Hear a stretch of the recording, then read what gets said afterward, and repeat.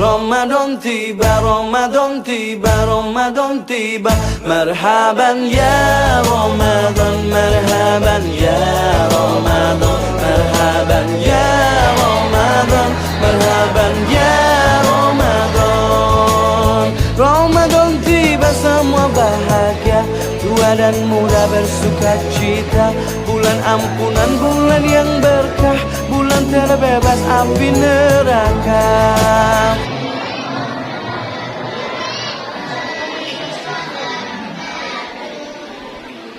Alhamdulillah alladzi nahmaduhu wa nasta'inuhu wa natubu ilayhi wa nastaghfiruh wa na'udzu billahi min shururi anfusina wa min sayyiati a'malina. Man yahdihillahu fala mudilla lahu wa man yudlil fala hadiya lahu. Asyhadu an la ilaha illallah wa asyhadu anna Muhammadar Rasulullah.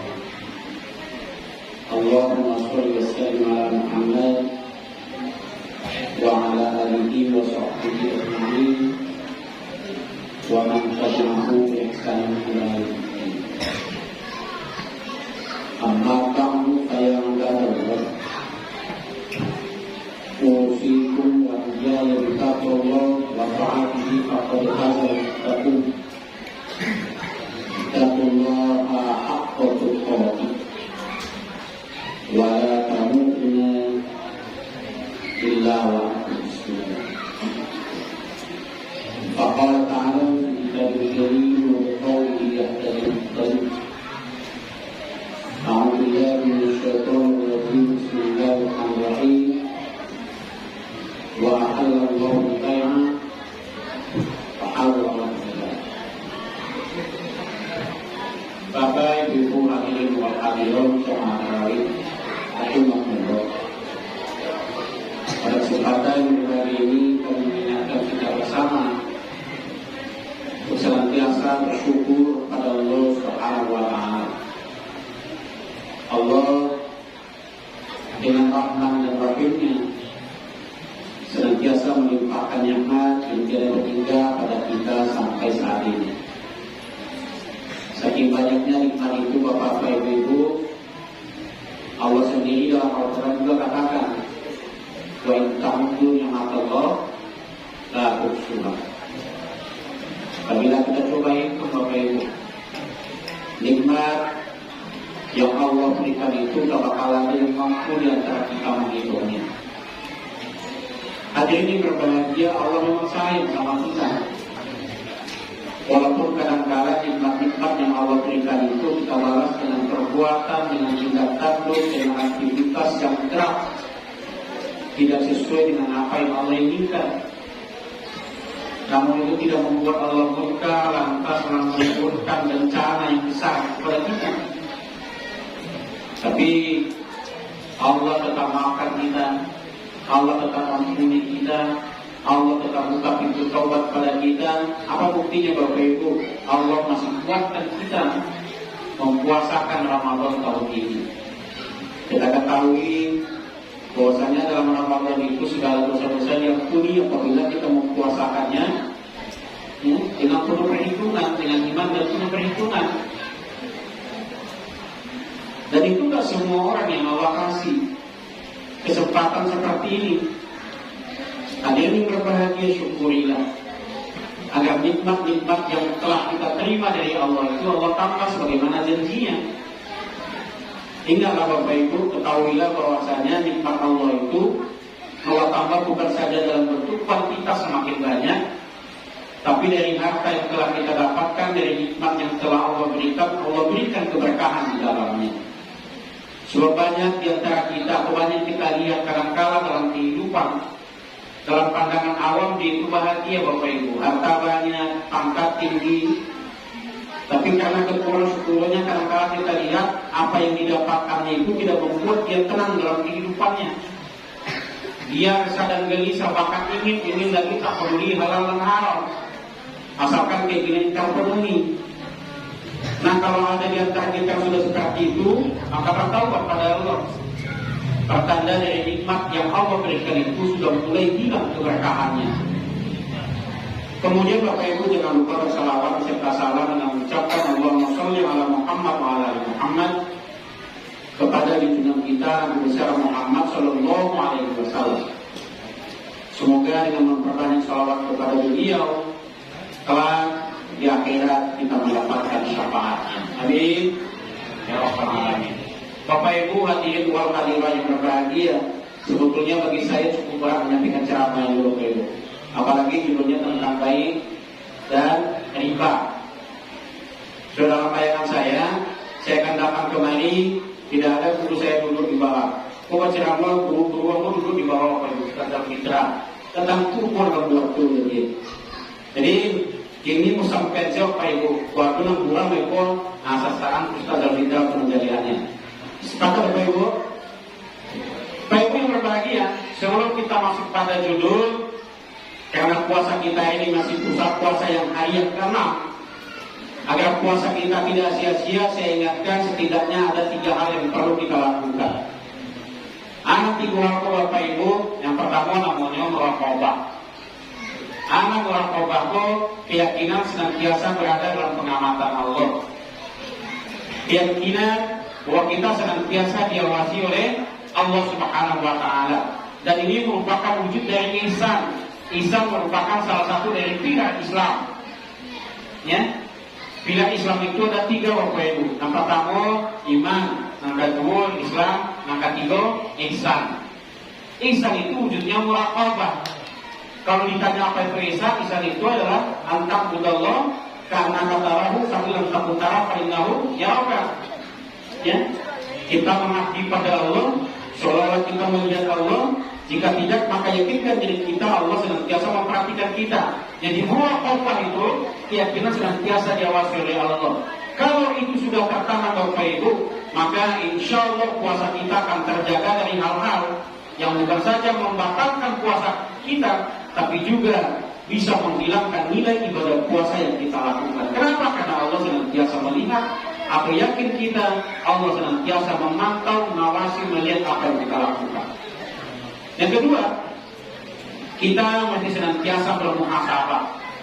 Apa itu muhasabah? Menghisap amal ibadah yang kita lakukan.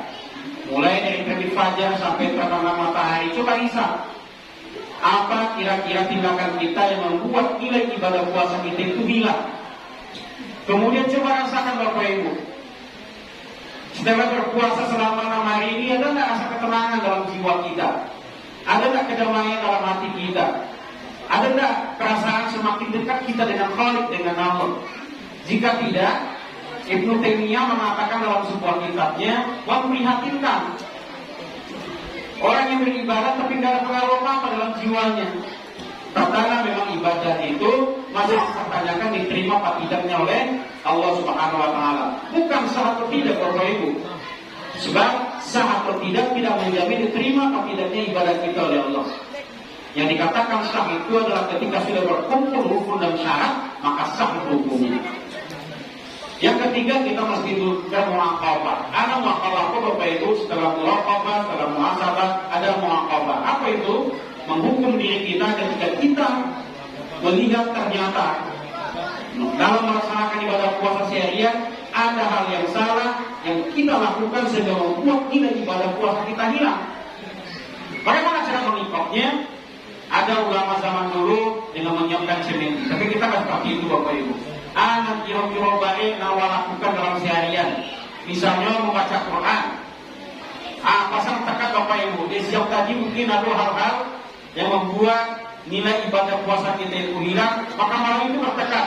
Sebelum malam ini tuntas 2 juz baca Quran, aku katakan apa mudah kalau itu akan memotivasi kita selain pahala dapat, kita termotivasi untuk besoknya hati-hati.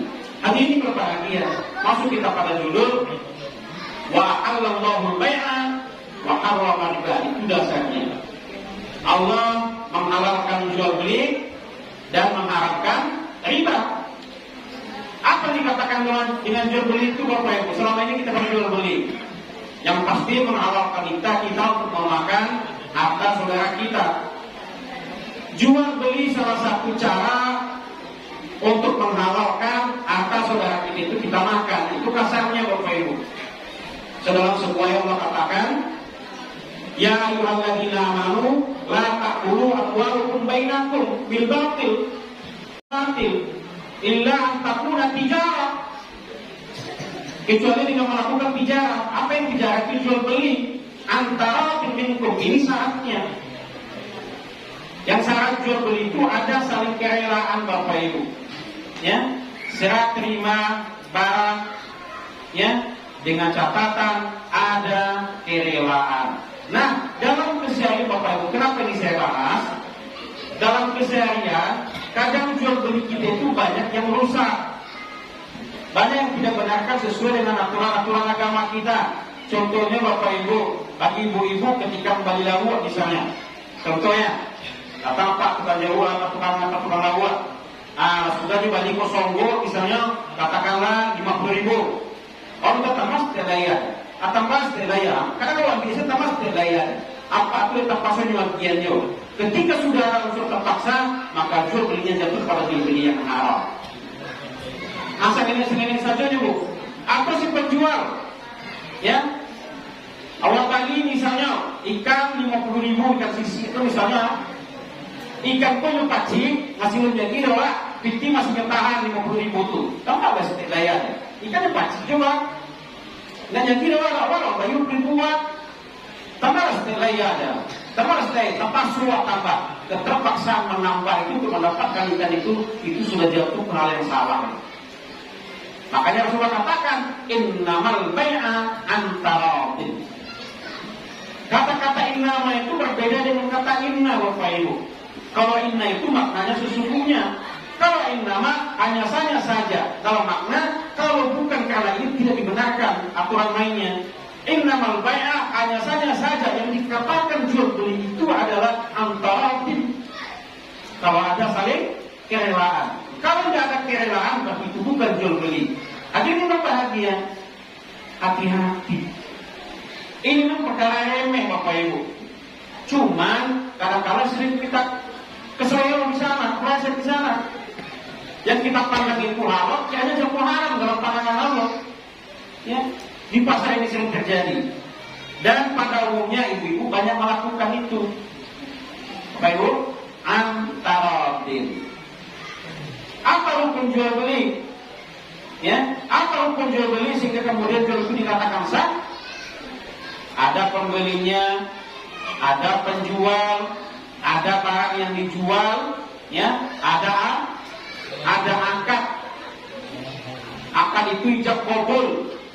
Kalau begitu dalam setiap jual beli itu perlu ijab kabul, betul. Cuma ada jual beli yang akadnya itu akad yang sudah lazim. Tidak perlu pakai akad di sini. Misalnya Bapak Ibu, bapak beli lontong misalnya, ada perlu pakai akad di sini loh. Mau beli lontong sapiling harga 5.000 tunai. Ada jaga itu jual, mau jual lontong kos harga 5.000 dibayar tunai. Akhirnya hadir sah deh. Baru udah nanti gitu. Ya, itu akad yang lazim, akad yang sudah sering digunakan, tidak perlu. Tapi dalam hal-hal yang lain, akad itu wajib. Kapan perlu dituliskan? Salah satu di antara akad itu ada namanya akad tertulis, mesti dicatatkan. Hal-hal yang kecil-kecil ini banyak terlupakan oleh kita. Padahal itu pokok dalam ajaran agama kita. Ya. Hadirin yang berbahagia, itu yang dikatakan jual beli. Lalu apa yang dikatakan riba? Nah, riba itu dan balatih. Balatihnya itu membuat kezaliman terhadap satu pihak. Riba itu yang berbahagia pada hakikat itu ada dua pembagiannya. Ada namanya riba fadl, ada namanya riba nasi'ah. Riba nasi'ah itu pada hakikatnya secara garis besar juga dibagi dua. Ada riba jahiliyah, ada riba nasi'ah juga. Ada riba fadl itu Bapak Ibu, bahwa jual sesuatu dengan barang yang sama, tapi dengan harga yang berlebihan. Aku kada kira ayo mau Bapak Ibu. Biasanya kan ada yang jual uang tuh, tukar piti, yang 500.000, yang baru misalnya, kertas 10.000 misalnya. Dipaparkan yang dijual di jalan, harga 500.000 dijual menjadi 550.000. Ini masuk dalam riba fadl. Dah lihat, ya. Jadi yang salah kan lepas keteknya. Yang seketek itu nak jatuh riba tuh. Kecuali Bapak Ibu, dia tukar menukar uang nih, karena dia bukan bank, dia datang ke bank kan ini. Yang idealnya seperti ini. Oh minta tolong kalau Ustaz Al-Fitrah kok. Ustaz, tolong tukang pinjaman 50.000, wajib 500 kalau Ustaz Al-Fitrah berangkat ke bank, yang tukang pitiko, cuma semuanya balik kau sana, kau ketemu 1.000, wajib uang jalannya. Itu kalau sah. Tapi kalau lagi aku bantuan lagi bikin tarif dulu. Nah ini untuk kapitil 500.000 dengan 550.000, nanti 50.000 itu riba dan penuh. Apa namanya? Riba kabul. Sakit Bapak Ibu. Lalu ada yang bertanya, lalu jasa kami pernah buka pintu di bank? Bangsa. Mereka mungkin kami bukan saya kurang tanpa ada keuntungan buat kami. Nah Bapak Ibu, di situ letaknya ajaran Islam itu. Kumpulan dulu, bukan KPM itu silakan mereka mau kasih berapa.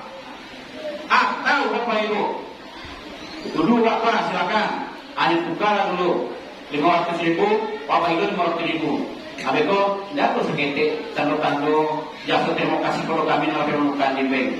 Oh iya, buat isi sekitar 10.000, ada 1.000 lah. Dengan catatan ada saling kerelaan dan tidak ada yang terzalimi. Itu boleh. Tapi yang tidak boleh itu dipatok. Itu riba fadl. Ada namanya riba jahiliyah yang tadi itu bagian dari riba nasihat.